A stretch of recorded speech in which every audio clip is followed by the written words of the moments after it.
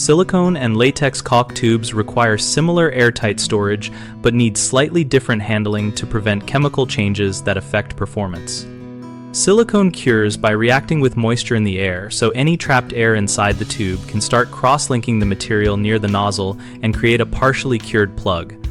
Store tubes upright with the nozzle pointing up to keep uncured material away from the tip and reduce the amount of air contacting the bulk. For latex or water-based caulk, the main risk is water loss through evaporation, which causes thickening and poor flow rather than the chemical cure you see in silicone. Use a temporary cap that seals the nozzle, and then place the entire cartridge in an airtight bag with as little headspace as possible to slow moisture exchange. If you expect to reuse within a few days, wipe the nozzle clean.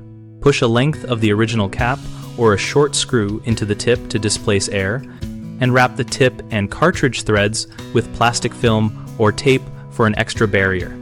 For longer storage, consider transferring the remaining caulk into a smaller, airless container or use a dedicated rubber preservation cap sized to seal the nozzle and keep out air and moisture.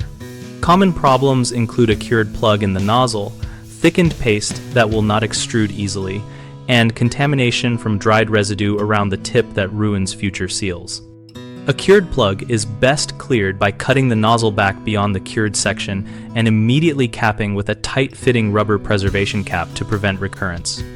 Thickened latex can sometimes be revived briefly by stirring gently with a clean implement or adding a manufacturer-recommended compatible thinner, but generally replacement is safer once performance is compromised.